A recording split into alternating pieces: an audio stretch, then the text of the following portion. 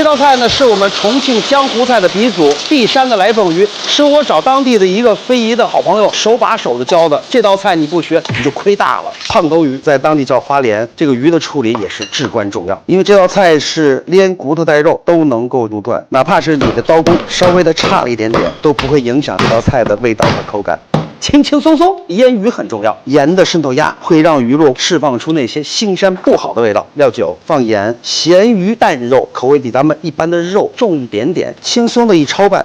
这个来凤鱼应该是把我们重庆的江湖菜发挥到了一个完美的极致。这里边的辣椒非常有讲究，辣椒分两种，一种新一代取其辣，另外一种二荆条取其香。干锅小火焙炒，微微带一点点的焦色。接下来可是重中之重了，这是每个来凤鱼店里边私藏的独家秘方，咱们把它们研磨成粉。你做传统菜还用高科技呢？传统手工磨啊，大小不均匀还浪费时间，肉破壁机啊老省事儿了。磨出来的香料啊细腻均匀还好入味，这真不错。哪买的？我前两天在抖音商城领国补优惠买的9阳破壁机，补完了才300出头，这么划算，咋操作？点击商城进国补专区或点击评论区，点击领取政府补贴，再点立即领取就行了，挺方便的。当然了，国补现在来抖音啊，什么空气炸锅呀、空调啊，好多小家电8折就能买到。那我也去评论区看一看。直接上锅来凤鱼。第一步，熬油，3份菜籽油，1份的猪油，八角、桂皮、香叶、干制的这些香料，称它为香料；葱姜蒜称它为辛料，它们加在一起叫做香辛料。那这些香辛料，卤个肉、炖个鱼都可以放进去。这来凤鱼最重要的是要泡椒、泡姜里的这个酸香味儿。熬炸好的料油放到锅里边，蒜片、葱花，2种干辣椒，青花椒、红花椒，翻炒一定不要火大。老郫县豆瓣酱、糍粑辣椒，炒香炒透，泡椒、泡姜，酸爽味道充分的给炒出来。这就是这道菜，虽然说重油，但绝对不油腻。璧山的矿泉水，放上酒酿醪糟、公制粉、麻椒面，少放点白酒。聪哥，我这酒哪儿去了？又让你给造了。白酒能够降低辣的燥度，灵魂味道刀口辣椒，来点盐，放上少量的白糖，调和麻辣味道。白胡椒粉、酱油，先下鱼头、鱼骨。这2个位置呢，相比于鱼肉来说更加的耐火。浸煮了1分半左右，美丽的鱼肉，甜美的大葱，大火煮它3分钟。最关键一步，2遍芡，1遍芡收汁儿，2遍芡锁香，稍微的淋点香油，烹点锅边醋，麻麻辣辣的来凤鱼出锅了。做香的葱油、菜籽油，放上2种辣椒，泼的红红辣辣。来了就是璧山人开涮。下周今天分享的毛血旺，你试一试，就是做出了80%就能碾压市场上的很多餐厅。毛血旺，这里边的血一定是大文章，完美的盐水血比例就能得到肥美的血豆腐，让整个鸭血静置自然的凝固。血旺一定得是现点的才叫好血旺。聪哥，我今天这个血太好了，还剩下一点，咱们一会儿做条鳕鱼，就是那种不灵不灵的那个鱼。喝过血酒吗？这就拜把子了，终身相伴。毛血旺的关键之处就是血旺的滑嫩。你要不要2个鸡胃啊？倒一个，求你了，跪谢。把所有的鸭血倒到锅里边，小火的浸养，保持95度，养它15到20分钟。毛血旺里边的标配，毛肚大块才能剁一，黄喉一定得是梳子刀。这道菜还真是我到重庆找了一个老师傅去学到的。下周今天分享的毛血旺，你试一试，就是做出了80%，基本上碾压了市场上的很多餐厅。这道菜真的是80的班，把豆芽汆到4成熟。就到四川啊，到重庆啊，过去都吃毛肚火锅，就是烫完火锅以后还剩点东西就往这锅里边一遮。所以说这个毛血旺跟红油火锅基本上就是一回事儿。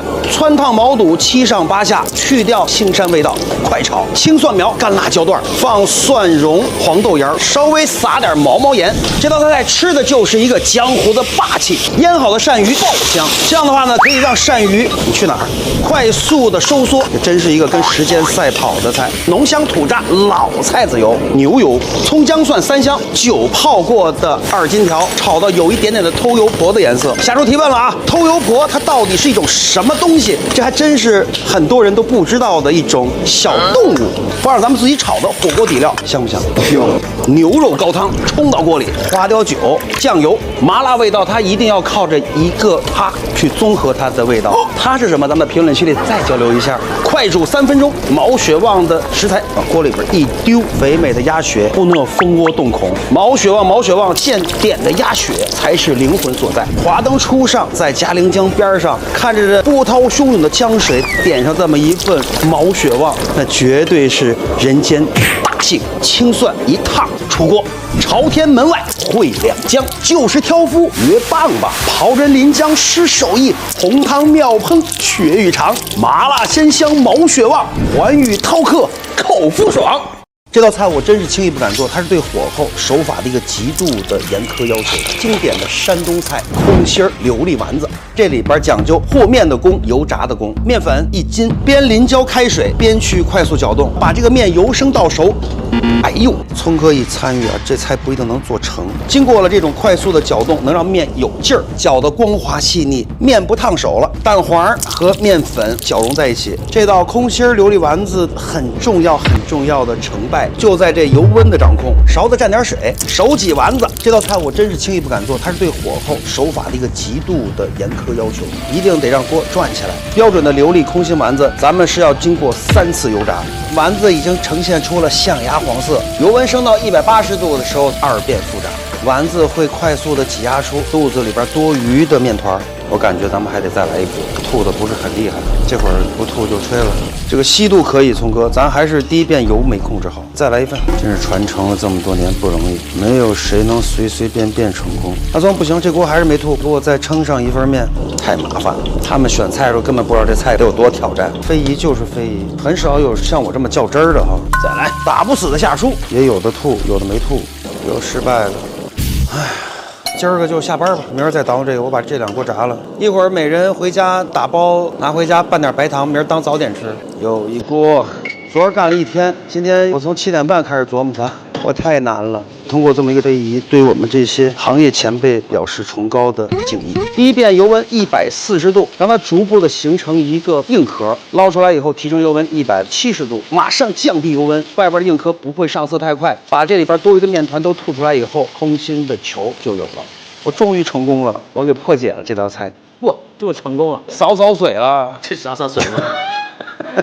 我哭的心都有。表面多余面团剪掉，丸子依然呈现出一个闭合状态。140度的时候，丸子统一回锅，传承100年的非物质文化遗产。空心琉璃丸子对于手艺的要求还真不是简单的，密度、温度、时间决定了空心琉璃丸子你是否能够真正的学到薄可透光的状态。昨天晚上回的路上，我就想放弃了，这期不拍了，自己说服不了自己。熬琉璃，白糖1小勺的水。熬琉璃的时候要注意一点啊，不要频繁的搅动它们，很容易反杀。下叔会把容易踩坑翻车的都给大家解决掉，只要是吹出泡泡了，就算是熬好了。让糖微微有些降温的时候，丸子放回锅里边，撒上芝麻，翻炒。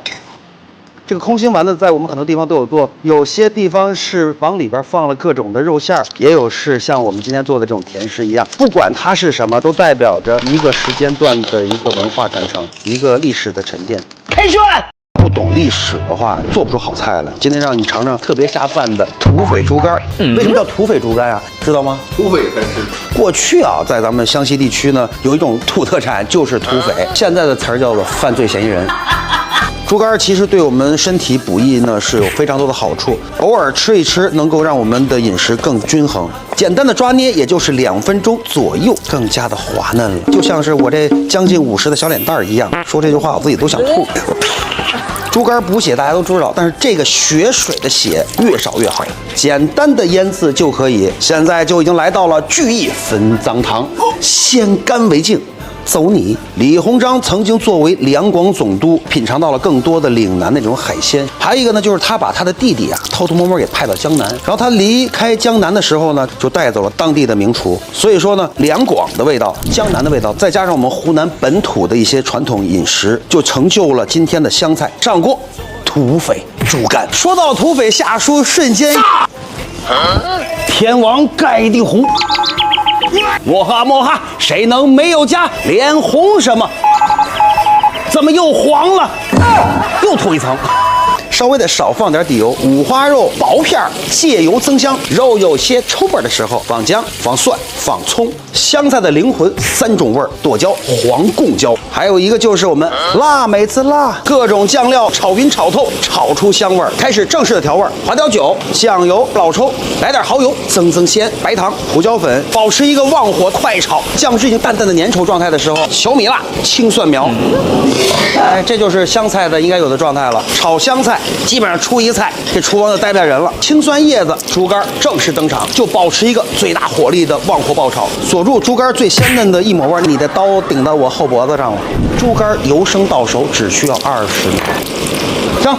出锅之前一定记住了，留2秒，1秒放香油，1秒锅边醋，鲜辣口味下饭神菜土匪猪肝开涮。